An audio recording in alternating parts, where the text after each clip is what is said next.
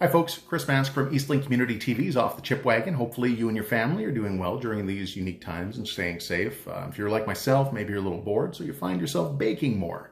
Well, instead of being like all these other people on social media trying to source out packets of yeast from grocery stores, make your own. 2 ingredients, flour and water. But when I talk about water, try to stay with bottled water or distilled water. Don't use tap water. Chlorine doesn't make yeast particularly happy. But it's like a little science project that you can do with the kids because you're basically creating a pet for the next 7 to 10 days. Yeah, equal parts flour and water in a good container like mason jars. I like these because 1, I can see what's going on inside, and 2, the lids, instead of putting the metal piece in here, you just put a piece of cloth over it because then your yeast can burp and fart for 7 to 10 days and get really happy. Yeah, you heard correct. It's going to burp and it's going to fart. You want to see those bubbles. When you add your water to the flour, the other thing you want to have handy, thermometer, because you want that water around 110 to 115 Fahrenheit.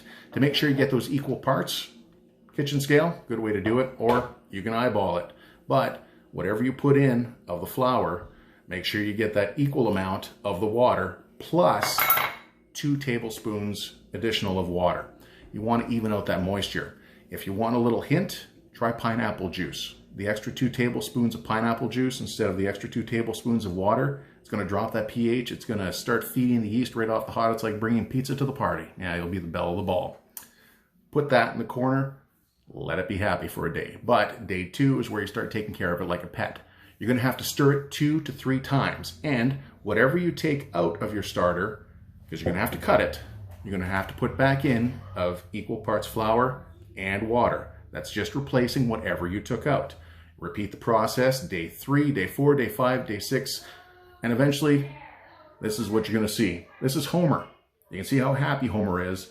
All those little yeast burps and farts in the jar. In fact, you can see that even since we started doing this video, Homer's decided to come out of his jar and explore a little bit. If it smells sour, if you start to notice anything like mold, well, that's bad. You screwed up, start fresh, that's okay. A little bit of moisture on the surface though, that's all right. Bakers call that hooch. In fact, instead of using all-purpose flour, if you would have had your starter with, I don't know, say potatoes to begin with, that might be the pathway to vodka.